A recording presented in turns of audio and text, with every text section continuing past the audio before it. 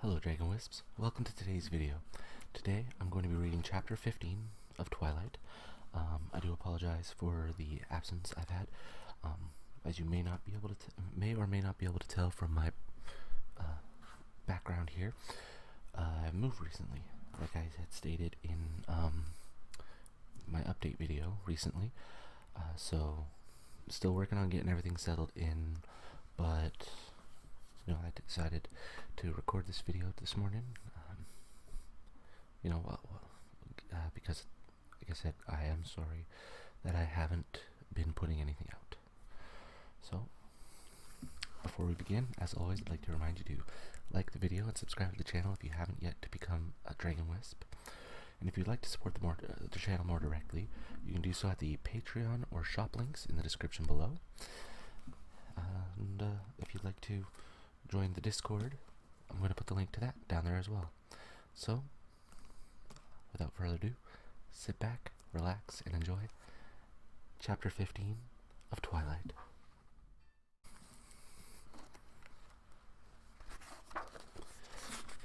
Chapter 15, The Cullens. The muted light of yet another cloudy day eventually woke me. I lay with my arm across my eyes, groggy and dazed. Something, a dream trying to be remembered, struggled to break into my consciousness. I moaned and rolled on my side, hoping more sleep would come, and then the previous day flooded back into my memories, my awareness. I don't know where I saw memories. Oh, I sat up so fast it made my head spin. Your hair looks like a haystack, but I like it. His unruffled voice came from the rocking chair in the corner. Edward, you stayed, I rejoiced, and thoughtlessly threw myself across the room and into his lap.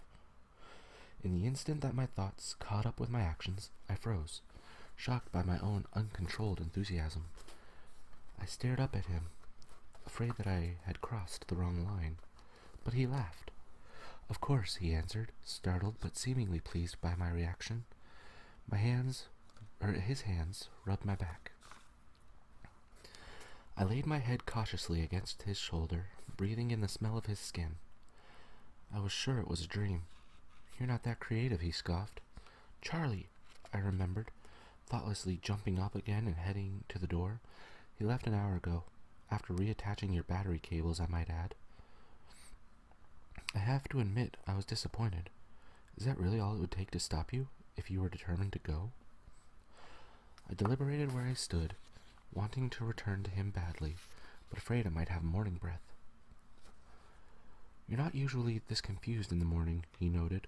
He held his arms open for me to return, a nearly irresistible invitation. I need another human minute, I admitted. I'll wait. I skipped to the bathroom, my emotions unrecognizable. I didn't know myself, inside or out. The face in the mirror was practically a stranger. Eyes too bright, hectic spots of red across my cheekbones. After I brushed my teeth, I worked to straighten out the tangled chaos that was my hair.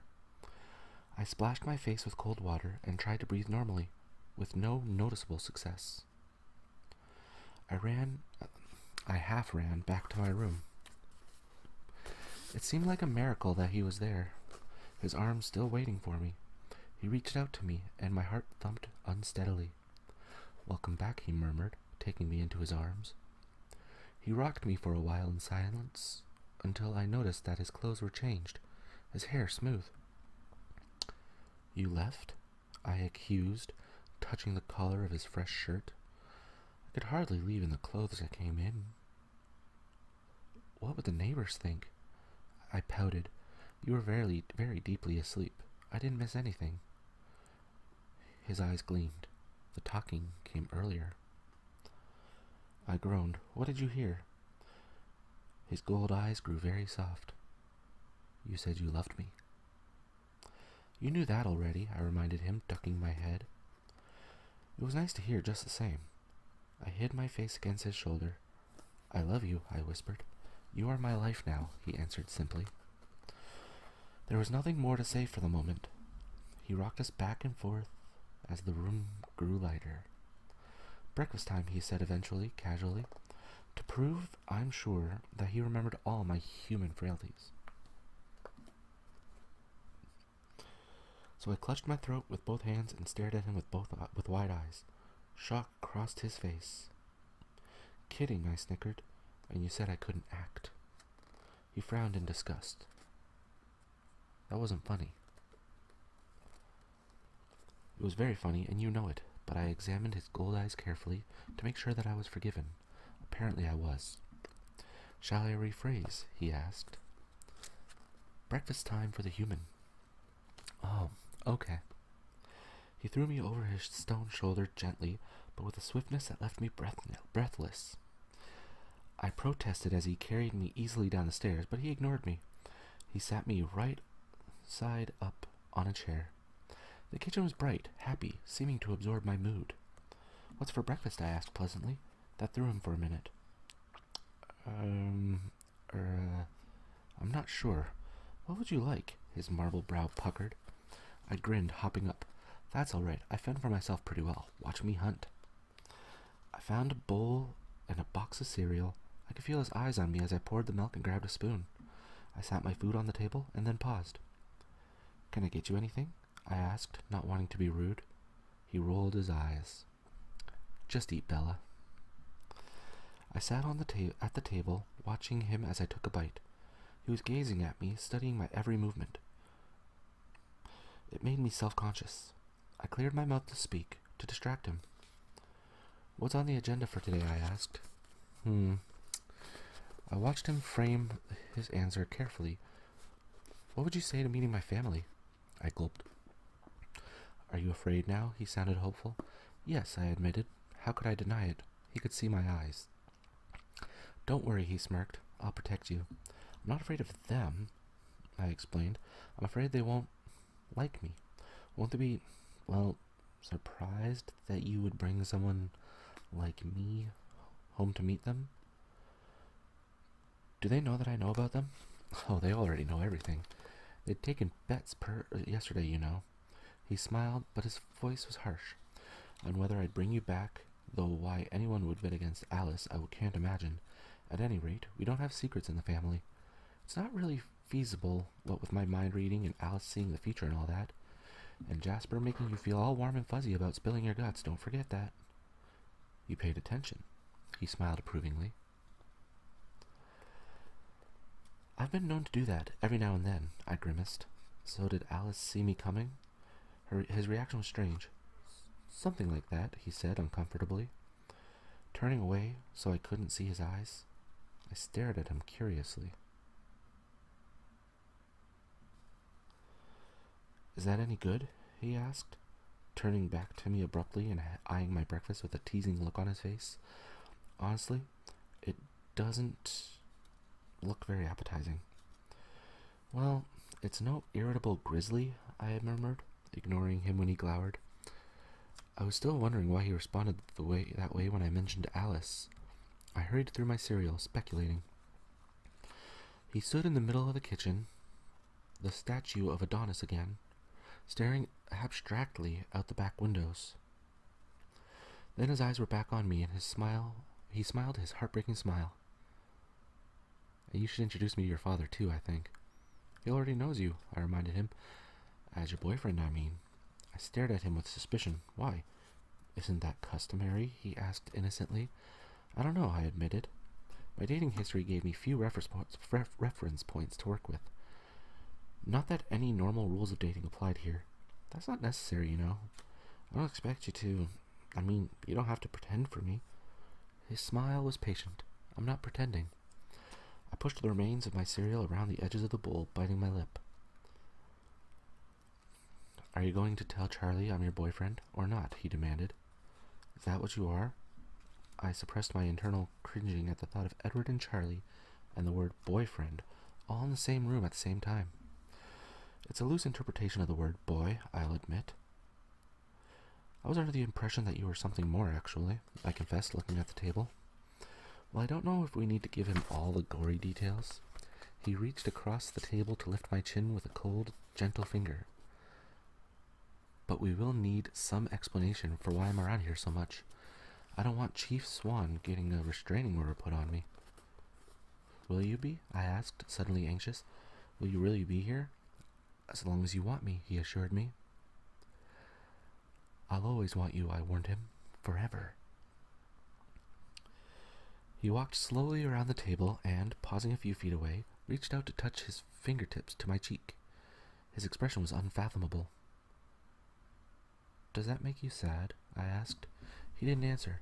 He stared into my eyes for an immeasurable period of time. Are you finished? He finally asked. I jumped up. Yes. Get dressed. I'll wait here. It was hard to decide what to wear. I doubted there were any etiquette books detailing how to dress when your vampire sweetheart takes you home to meet his vampire family. It was a relief to think the word to myself. I knew I shied away from it intentionally. I ended up in my only skirt, long khaki-colored, still casual. I put on the dark blue blouse he'd once complimented.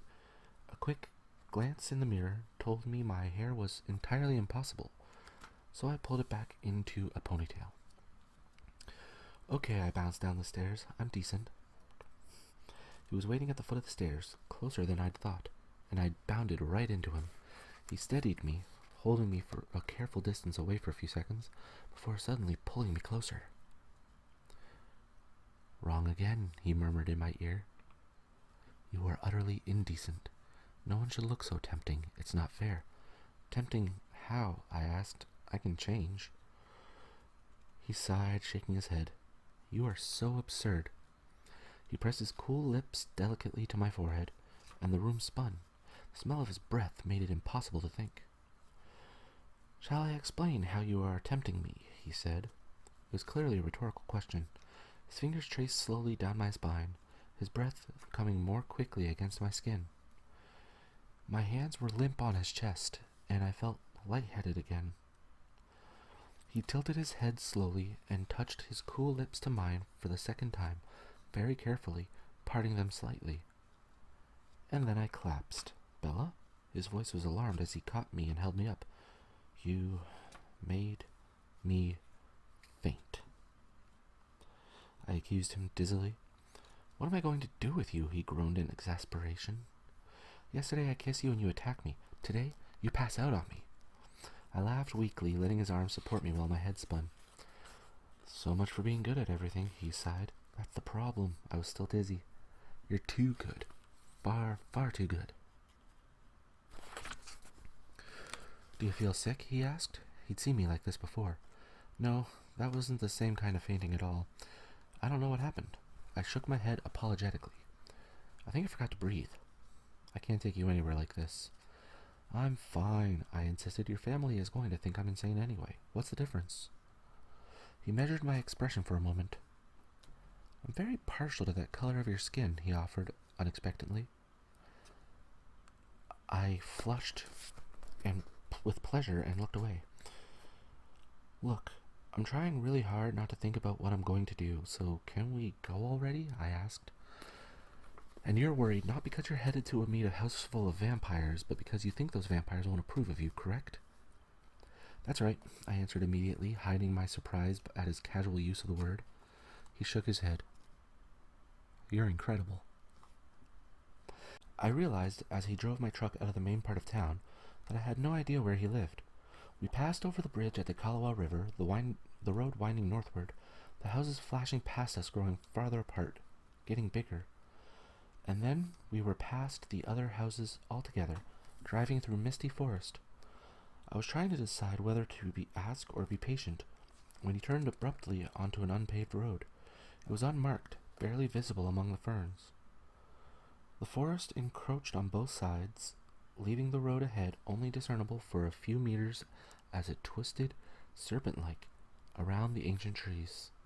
And then, after a few miles, there was some thinning of the woods, and we were suddenly in a small meadow, or was it actually a lawn? The gloom of the forest didn't relent, though, for there were 6 primordial cedars that shaded an entire acre with their vast sweep of branches. The trees held their protecting shadow right up to the walls of the house, that rose among them, making obsolete the deep porch that wrapped around the first story. I don't know what I had expected, but it definitely wasn't this. The house was timeless, graceful, and probably 100 years old. It was painted a soft, faded white, 3 stories tall, rectangular, and well proportioned. The windows and doors were either part of the original structure or perfect restoration. My truck was the only car in sight. I could hear the river close by, hidden in the obscurity of the forest. Wow. You like it? He smiled. It has a certain charm. He pulled the end of my ponytail and chuckled. Really? He asked, opening my door. Not even a little bit. Let's go. I tried to laugh, but it seemed to get stuck in my throat. I smoothed my hair nervously. You look lovely. He took my hand easily without thinking about it. We walked through the deep shade up to the porch. I knew he could feel my tension. His thumb rubbed soothing circles onto the back of my hand. Into the back of my hand. He opened the door for me. The inside was even more surprising, less predictable than the interior. It was very bright, very open, and very large. This must have originally been several rooms, but the walls had been removed from most of the first floor to create one wide space. The back, south-facing wall had been entirely replaced with glass, and beyond the shade of the cedars, the lawn stretched bare to the wide river. A massive curving staircase dominated the west side of the room.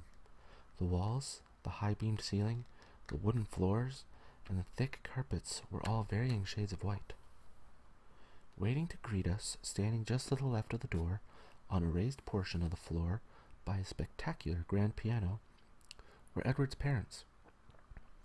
I'd seen Dr. Cullen before, of course, yet I couldn't help but be struck again by his youth, his outrageous perfection. At his side was Esme, I assumed, the only one of the family I'd never seen before. She had the same pale, beautiful features as the rest of them. Something about her heart-shaped face, her billows of soft, caramel-colored hair, reminded me of the ingenuous,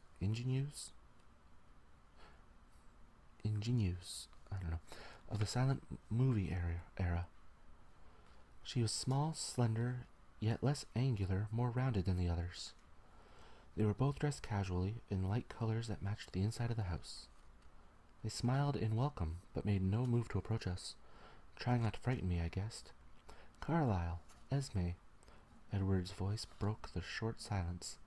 This is Bella. You're very welcome, Bella. You're very welcome, Bella. Carlyle's step was measured, careful as he approached me. He raised his hand tentatively, and I stepped forward to shake hands with him. It's nice to see you again, Dr. Cullen. Please, call me Carlyle. Carlyle, I grinned at him, my sudden confidence surprising me. I could feel Edward's relief at my side. Esme smiled and stepped forward as well, reaching for my hand. Her cold stone grasp was just as I expected. It's very nice to know you, she said sincerely. Thank you. I'm glad to meet you too. And I was.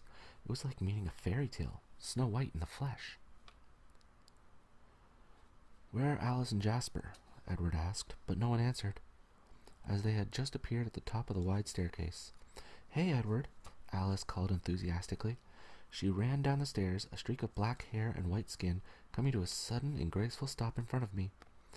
Carlyle and Esme shot warning glances at her, but I liked it. It was natural.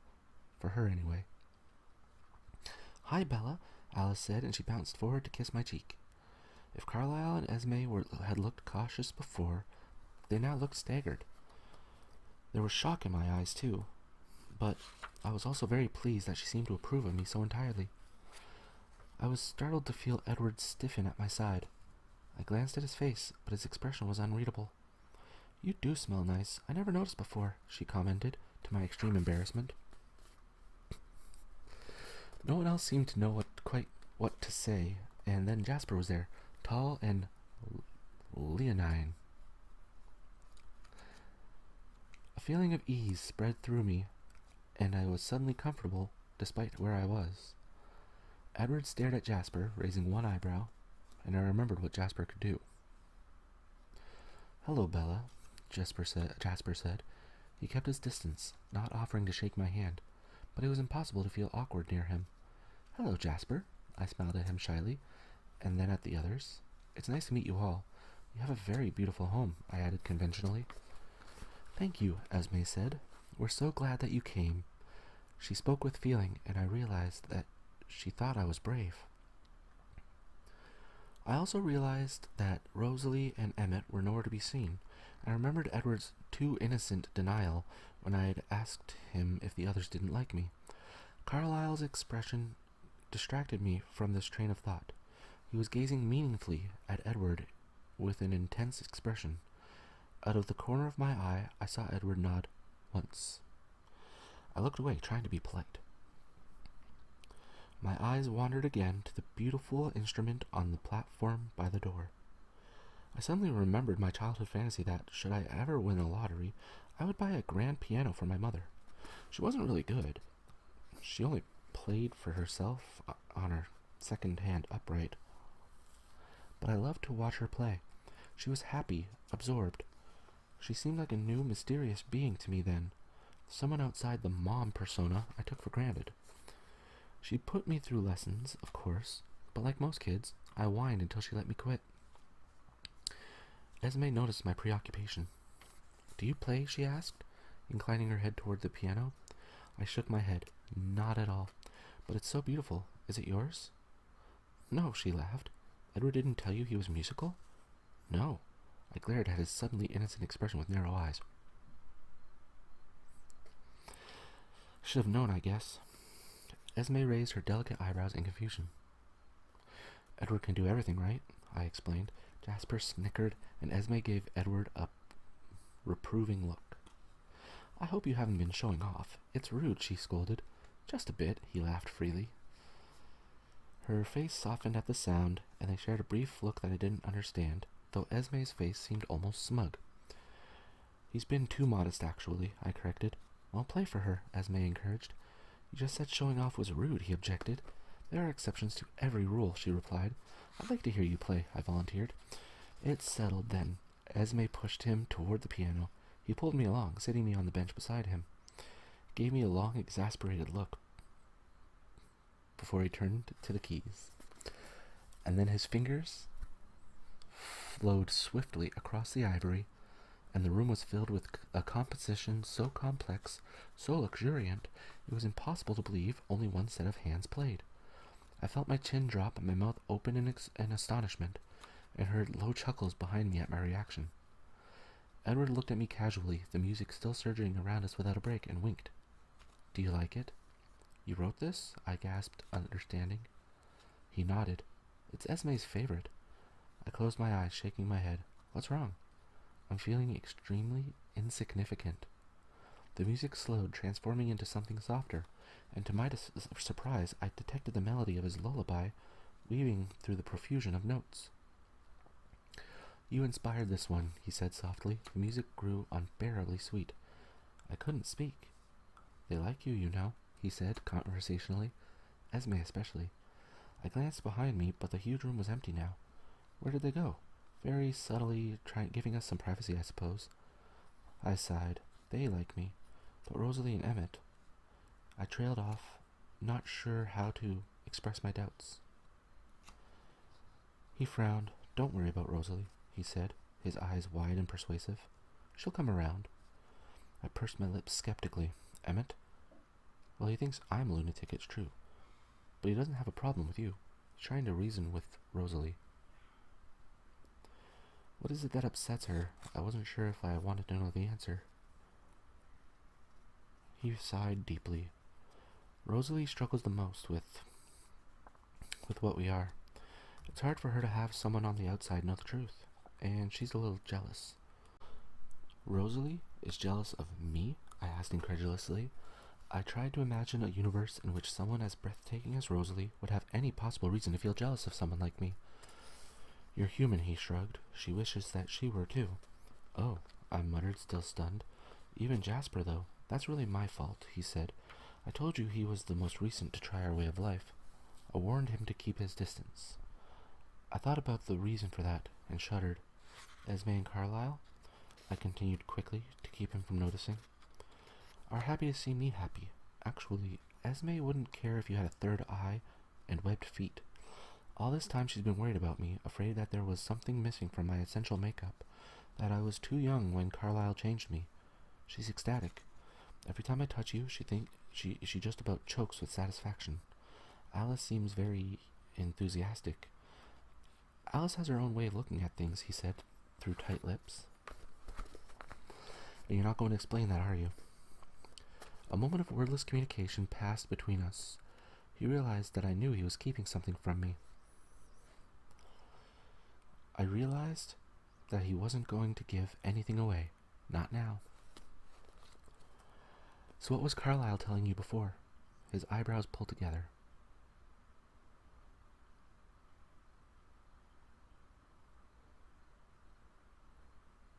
So what was Carlyle telling you before? His eyebrows pulled together. You noticed that, did you? I shrugged. Of course. He looked at me thoughtfully for a few seconds before answering. He wanted to tell me some news. He didn't know if it was something I would share with you. Will you? I have to, because I'm going to be a little overbearingly protective over the next few days or weeks, and I wouldn't want you to think I'm naturally a tyrant. What's wrong? Nothing's wrong exactly. Alice just sees some visitors coming soon. They know we're here, and they're curious. Visitors? Yes. Well, they aren't like us, of course. In their hunting habits, I mean. They probably won't come into town at all, but I'm certainly not going to let you out of my sight until they're gone. I shivered. Finally, a rational response, he murmured. I was beginning to think you had no sense of self-preservation at all. I let that one pass, looking away, my eyes wandering again around the spacious room. He followed my gaze. Not what you'd expected, is it? He asked, his voice smug. No, I admitted. No coffins, no piled skulls in the corners. I don't even think we have cobwebs. What a disappointment this must be for you, he continued slyly. I ignored his teasing. It's so light, so open. He was more serious when he answered. It's the one place we never have to hide. The song he was still playing, my song, drifted to an end, the final chords shifting to a more melancholy key. The last note hovered poignantly in the silence. Thank you, I murmured. I realized there were tears in my eyes. I dabbed at them, embarrassed. He touched the corner of my eye, trapping one I missed. He lifted his finger, examining the drop of moisture broodingly. Then, so quickly I couldn't be positive that he really did, he put his finger to his mouth to taste it. I looked at him questioningly, and he gazed back for a long moment before he finally smiled. Do you want to see the rest of the house? No coffins? I verified, the sarcasm in my voice, not entirely masking the slight but genuine anxiety I felt. He laughed, taking my hand, leading me away from the piano. No coffins, he promised.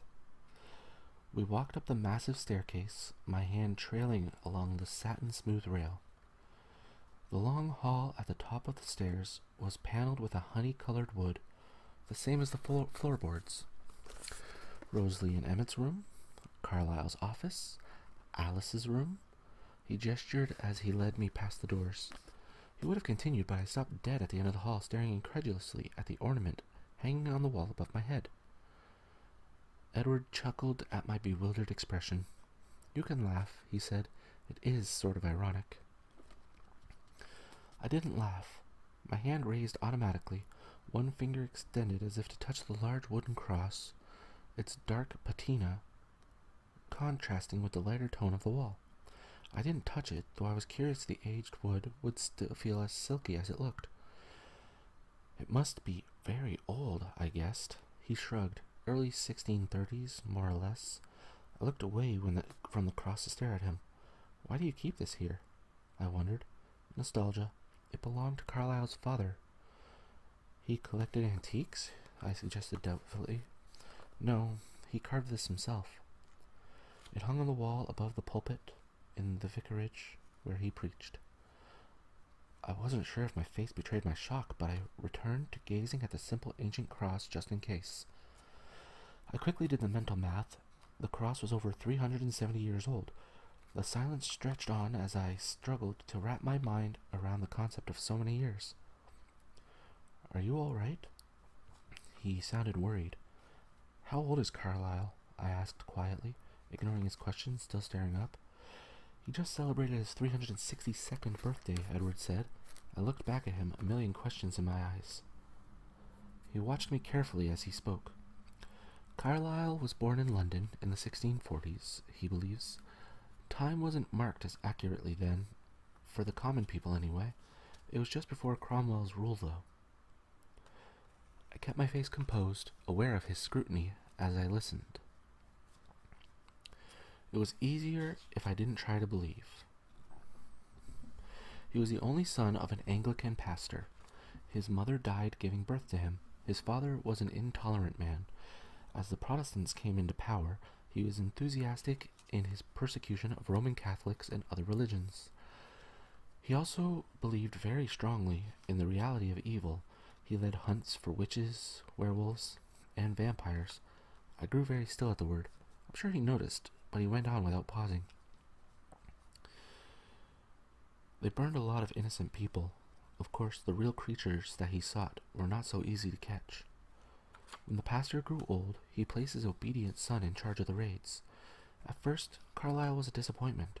He was not quick to accuse, to see demons where they did not exist. But he was persistent and more clever than his father. He actually discovered a coven of true vampires that lived hidden in the sewers of the city, only coming out by night to hunt. In those days, when monsters were not just myths and legends, this was the way many lived. The people gathered their pitchforks and torches, of course. His brief laugh was darker now, and waited where Carlyle had seen the monsters exit into the street. Eventually, one emerged. His voice was very quiet. I strained to catch the words. He must have been ancient and weak with hunger. Carlyle heard him call out in Latin to the others when he caught the scent of the mob. He ran through the streets, and Carlyle, he was 23 and very fast, was in the lead of the pursuit. The creature could have easily outrun them, but Carlyle thinks he was too hungry, so he turned and attacked. He fell on Carlyle first, but the others were close behind, and he turned to defend himself. He killed 2 men and made off with a third, leaving Carlyle bleeding in the street. He paused. I could sense he was editing something, keeping something from me. Carlyle knew what his father would do. The bodies would be burned. Anything infected by the monster must be destroyed. Carlyle acted instinctively to save his own life. He crawled away from the alley while the mob followed the fiend and his victim. He hid in a cellar, buried himself in rotting potatoes for 3 days. It's a miracle he was able to keep silent, to stay undiscovered. It was over then, and he realized what he had become. I'm not sure what my face was revealing, but he suddenly broke off. How are you feeling? He asked. I'm fine, I assured him, and though I bit my lip in hesitation, he must have seen the curiosity burning in my eyes. He smiled. I expect you have a few more questions for me. A few. His smile widened over his brilliant teeth. He started back down the hall, pulling me along by the hand. Come on, then, he encouraged. I'll show you. Thank you for joining me for Chapter 15 of Twilight. That was more of an informational chapter than expected. Definitely different from the movie. So, we learned a lot about Carlyle. So, that's actually interesting. I mean, I liked Carlyle before, but now I actually know about him. And for the record, it's pronounced Carlyle, not Carlisle. I know some people read it as Carlisle for some reason. Anyway, I hope you enjoyed the video. Feel free to comment below other things you'd like to see on the channel. You know, other videos, like other books read, the role plays. I'm actually thinking of starting up just doing, it was suggested, just fantasy role plays, like everyday situations in a fantasy setting, so that like, things that we do every day just seem weird. Like with my fantasy adoption video where getting a parakeet was weird. So anyway, yeah. Right about now, you should be getting the subscribe button up in this corner. Video recommended for you by latest video on the channel up in this corner. Video recommended for you by YouTube over here, and over here will be a playlist of the Twilight series, chapters, readings.